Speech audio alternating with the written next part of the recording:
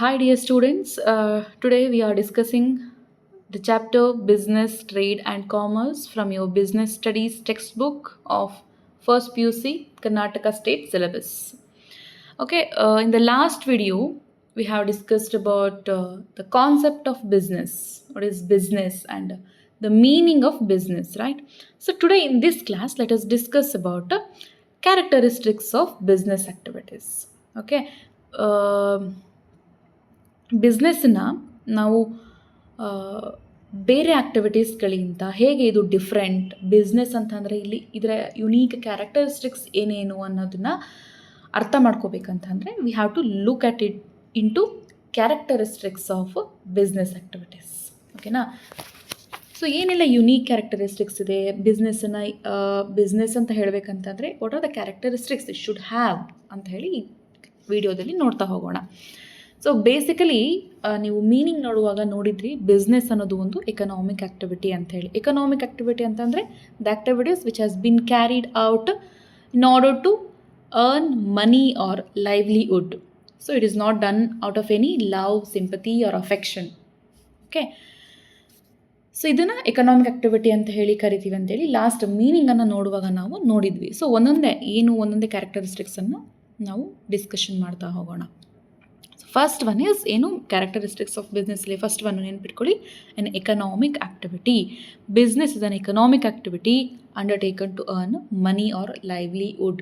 Okay, it is not done out of love, affection, sympathy or any personal emotion or any personal reason ಇಂದ ಬಿಸ್ನೆಸ್ಸನ್ನು ಮಾಡೋದಿಲ್ಲ. If any person is doing business ಅಂತ ಅಂದರೆ they are doing with the objective of profit or with objective of earning money or livelihood. ಅವರ ಜೀವನವನ್ನು ನಡೆಸಲಿಕ್ಕೆ ಏನು ಮನಿ ಬೇಕಲ್ವಾ?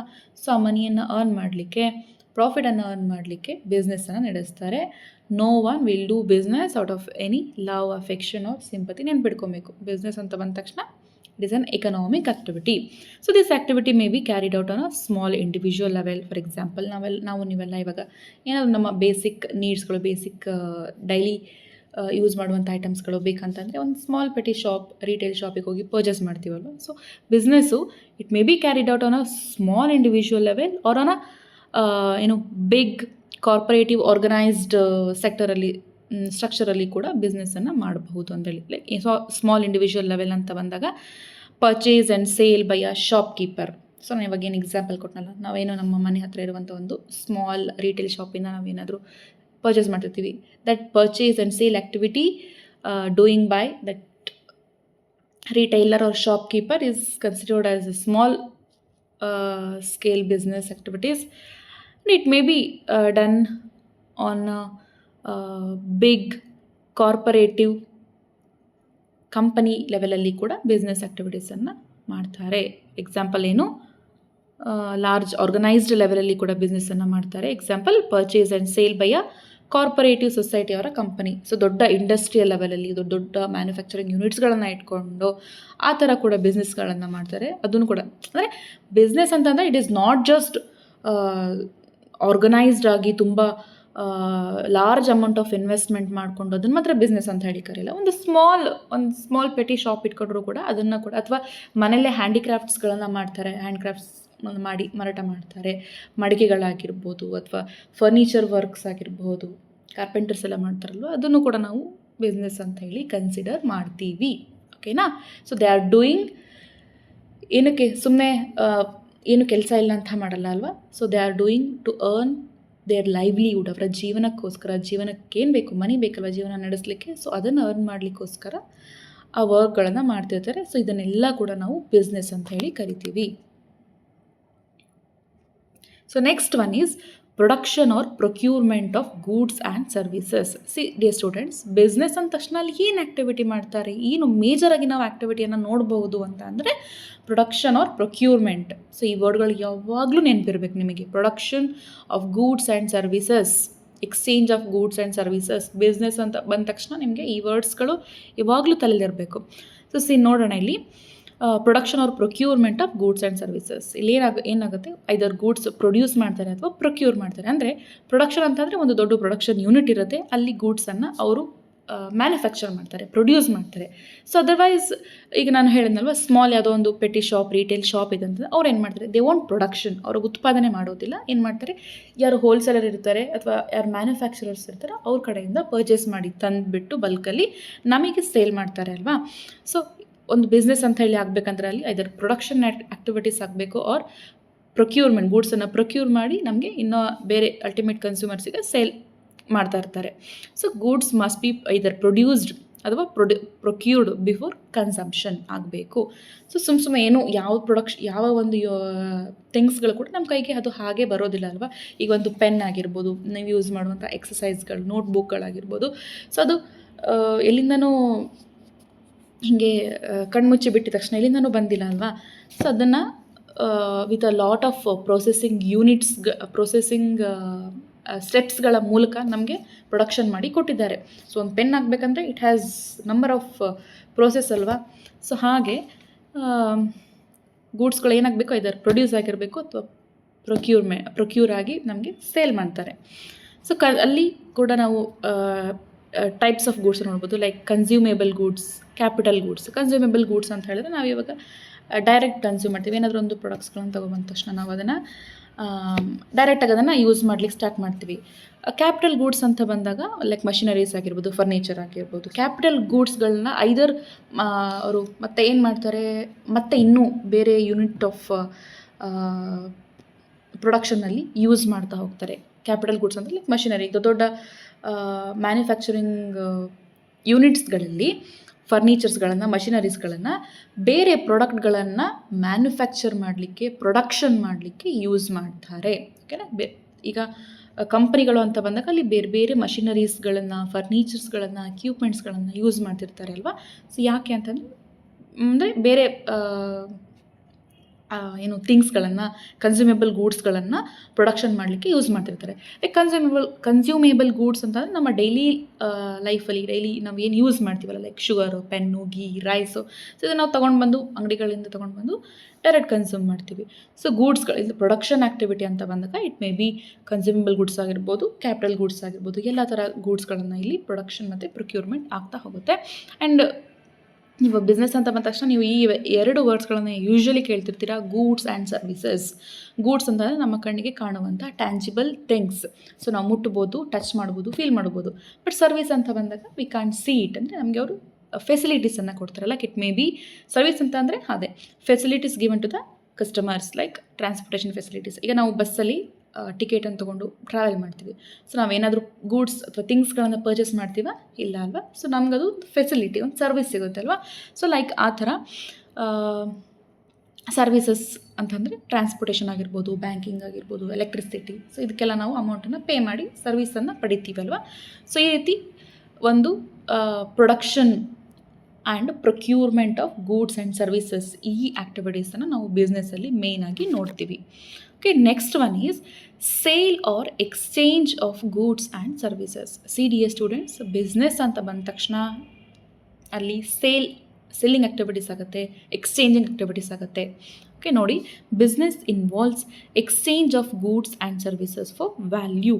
ಓಕೆನಾ. ಸೊ ಸುಮ್ಮನೆ ನೀವು ಯಾರೋ ನಿಮ್ಮ ಫ್ರೆಂಡಿಗೆ ಅಥವಾ ಯಾರೋ ನಿಮ್ಮ ಮನೇಲಿ ಯಾರೋ ಒಬ್ಬ ಬಿಸ್ನೆಸ್ ಮ್ಯಾನ್ ಅಂತ ಬೇಡ, ಒಬ್ಬ ಪರ್ಸನ್ ಏನೋ ಒಂದು ಗೂಡ್ಸನ್ನು ಬೇರೆಯೊಬ್ಬರಿಗೆ ಕೊಡ್ತಾನೆ, that won't be consider. Okay, sorry, ಆ ಎಕ್ಸಾಂಪಲ್ ನೆಕ್ಸ್ಟಲ್ಲಿ ಹೇಳೋಣ. Sale or exchange of goods ಅಂತಂದರೆ ಈಗ ಬಿಸ್ನೆಸ್ ಅಂತ ಬಂದ ತಕ್ಷಣ ಅಲ್ಲೇನಾಗಬೇಕು, ಗೂಡ್ಸ್ಗಳು ಎಕ್ಸ್ಚೇಂಜ್ ಆಗಬೇಕು. Production for personal use is not a business. So ಇಲ್ಲೊಂದು ಎಕ್ಸಾಂಪಲ್ ನೋಡ್ತಾ ಹೋಗೋಣ. Cooking food at home for the family is not business, but cooking food and selling it to the others in a restaurant is a business. Business ಮೀನಿಂಗನ್ನು ನೋಡುವಾಗ, economic activity ಮೀನಿಂಗನ್ನು ನೋಡುವಾಗ ನಾವು ಇದನ್ನು ನೋಡಿದ್ವಿ. ಏನು, ಏನೇ ಒಂದು ಯೂನಿಟ್ ಆಫ್, ನೀವೇನೋ ಮನೇಲಿ ಏನೋ ಒಂದು ಆ್ಯಕ್ಟಿವಿಟಿ, ಏನೋ ಒಂದು ಯೂನಿಟನ್ನು ಪ್ರೊಡ್ಯೂಸ್ ಮಾಡ್ತೀನಿ ಅಂದ್ಕೊಳ್ಳಿ, ಏನೋ ಒಂದು ವಸ್ತುವನ್ನು ತಯಾರು ಮಾಡ್ತೀರಾ. ಸೊ ಆ ವಸ್ತುವನ್ನು ತಯಾರು ಮಾಡಿ ನೀವೇ ಯೂಸ್ ಮಾಡಿದ್ರೆ that won't be considered as business. ಅದನ್ನು ಬಿಸ್ನೆಸ್ ಅಂತ ಹೇಳಲ್ಲ ಅಲ್ವಾ ನಾವು. ಸೊ ಬಟ್ ನೀವೇನೋ ಒಂದು ಯೂನಿಟನ್ನು ಪ್ರೊಡಕ್ಷನ್ ಮಾಡಿ ಅದನ್ನು ನೀವು ಬೇರೆಯವರಿಗೆ ಸೇಲ್ ಮಾಡ್ತಿದ್ದೀರಾ, ಎಕ್ಸ್ಚೇಂಜ್ ಮಾಡ್ತಿದ್ದೀರಾ ಅಂತ ಅಂದರೆ ಅದನ್ನು ನಾವು ಬಿಸ್ನೆಸ್ ಅಂತ ಹೇಳಿ ಕರಿತೀವಿ. ಇಲ್ಲಿ ಇನ್ನೊಂದು ಎಕ್ಸಾಂಪಲ್ ಕೊಟ್ಟಿದೆ ನೋಡಿ. ಕುಕಿಂಗ್ ಫುಡ್, ನೀವು ಮನೇಲಿ ಫುಡ್ಡನ್ನು ಪ್ರಿಪೇರ್ ಫ್ಯಾಮಿಲಿ ಮೆಂಬರ್ಸಿಗೆ ಫುಡ್ಡನ್ನು ಕುಕ್ ಮಾಡ್ತಿದ್ದೀರಾ ಅಂತ that won't be considered as a business. But ಅದೇ cooking food and selling it to the others in a restaurant that is considered as business ಅಲ್ವಾ. ಹೋಟೆಲ್ಗಳಲ್ಲಿ ನಾವು ಏನು ಮಾಡ್ತೀವಿ, ಫುಡನ್ನು ಕುಕ್ ಮಾಡಿ ಕೊಡ್ತೀವಿ. ಸೊ ಅಲ್ಲಿ ಏನಾಗಬೇಕು, ಎಕ್ಸ್ಚೇಂಜ್ ಆಗಬೇಕು. ಏನೇ ಥಿಂಗ್ಸನ್ನು ನೀವು ಪ್ರೊಡ್ಯೂಸ್ ಮಾಡಿದ್ರು ಕೂಡ ಅದು ಎಕ್ಸ್ಚೇಂಜ್ ಆಗ್ತಿದೆ ಅಂದರೆ that will be considered as a business. See there should be a sale or exchange of goods or services between the seller and the buyer. So ಇದೆಲ್ಲ ಬೇಸಿಕ್ ವರ್ಡ್ಸ್ ಮಕ್ಕಳೇ. ಸೆಲ್ಲರ್, ಬೈಯರ್, ಸೊ ಇದೆಲ್ಲ ಯಾವಾಗಲೂ ನೆನ್ಪಿಟ್ಕೊಬೇಕು. Hole business studies ಬುಕ್ಕನ್ನು ನೀವು ಓದುವಾಗ ಈ main ವರ್ಡ್ಸ್ಗಳು repeated ಆಗಿ ಬರ್ತಾ ಇರುತ್ತೆ. So you should understand the meaning of all these words. Okay, so next characteristics of business is dealings in goods and services on a regular basis. So ಇದೆಲ್ಲ ತುಂಬ simple ಆಗಿದೆ ಕ್ಯಾರೆಕ್ಟರಿಸ್ಟಿಕ್ಸ್ ಆಫ್ ಬಿಸ್ನೆಸ್ಸು. ನೋಡಿ, ನಾವೇನಾದರೂ production unit ಇಟ್ಕೊಂಡಿದ್ದೀವಿ, ಏನೋ ಒಂದು ಥಿಂಗ್ಸ್ಗಳನ್ನು produce ಮಾಡ್ತಾಯಿದ್ದೀವಿ, and that production and distribution or exchange of goods and services must be done on a regular basis. So ಒಂದಿನ ಏನೋ ಒಂದು ಪ್ರೊಡಕ್ಷನ್ ಮಾಡ್ತೀವಿ ಅಂತಂದರೆ that won't be considered as business. Okay, see ನೋಡಿ, ಇಲ್ಲಿ business requires a continuous and regular transaction. Okay, a single sale is not a business. Okay, ಸಿಂಗಲಾಗಿ ಏನೋ ಒಂದು ಯೂನಿಟನ್ನು ಪ್ರೊಡಕ್ಷನ್ ಮಾಡ್ತೀರಾ, ಪ್ರೊಡ್ಯೂಸ್ ಮಾಡ್ತೀರಾ ಮನೇಲಿ, ಒಮ್ಮೆ ಮಾತ್ರ ಅದನ್ನು ಸೇಲ್ ಮಾಡ್ತೀರಾ ಅಂದರೆ that won't be considered as business. Business ಅಂತಂದರೆ ಅಲ್ಲಿ ರೆಗ್ಯುಲರ್ ಆಗಿ ಪ್ರೊಡಕ್ಷನ್ ಆ್ಯಕ್ಟಿವಿಟೀಸ್ ಆಗ್ತಾ ಇರಬೇಕು, ಸೆಲ್ಲಿಂಗ್ ಆ್ಯಕ್ಟಿವಿಟೀಸು ಆಗ್ತಾ ಇರಬೇಕು. For example, if a person cells his own domestic radio set even at a profit, it is not considered as a business.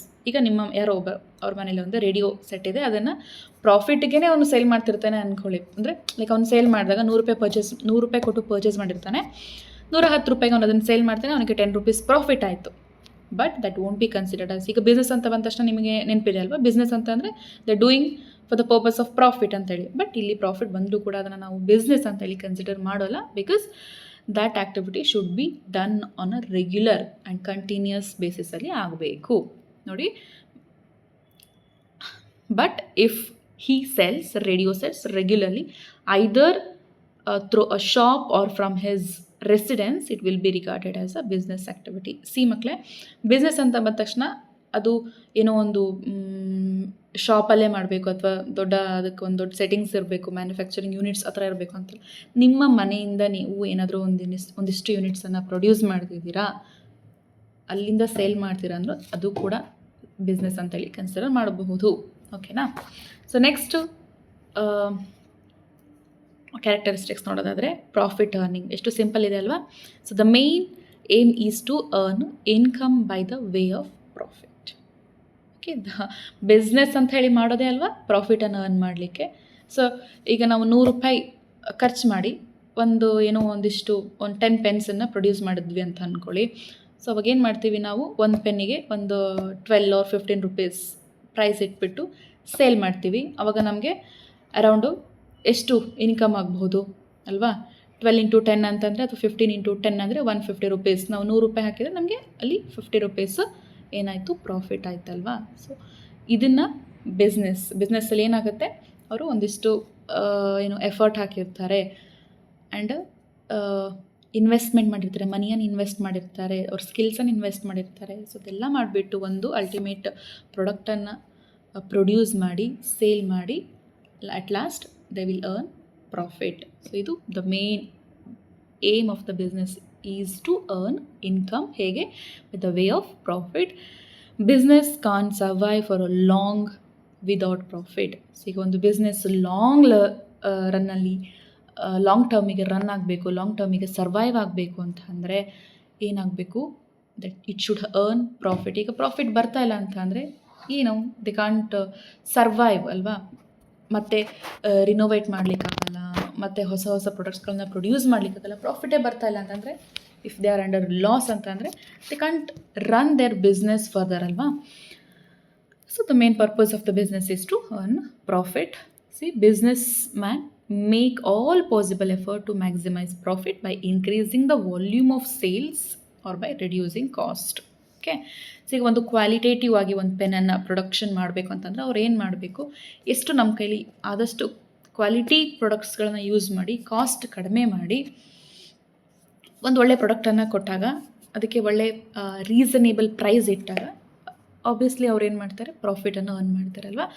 Always all businessman ಏನು ಮಾಡ್ತಾರೆ, ಎಲ್ಲ business ಮಾಡುವಂಥವ್ರು production ಕಾಸ್ಟನ್ನು reduce ಮಾಡಿ, ಅದಕ್ಕೆ ಆ ಒಂದು ಆ ಯೂನಿಟನ್ನು ಪ್ರೊಡ್ಯೂಸ್ ಮಾಡಲಿಕ್ಕೆ ಎಷ್ಟು ಖರ್ಚಾಗುತ್ತಲ್ಲ ಆ ಖರ್ಚನ್ನು ಆದಷ್ಟು ಕಡಿಮೆ ಮಾಡಿದಾಗ ಒಬ್ವಿಯಸ್ಲಿ ಅವ್ರಿಗೆ ಏನಾಗುತ್ತೆ, ಪ್ರಾಫಿಟ್ ಆಗುತ್ತೆ ಅಲ್ವಾ.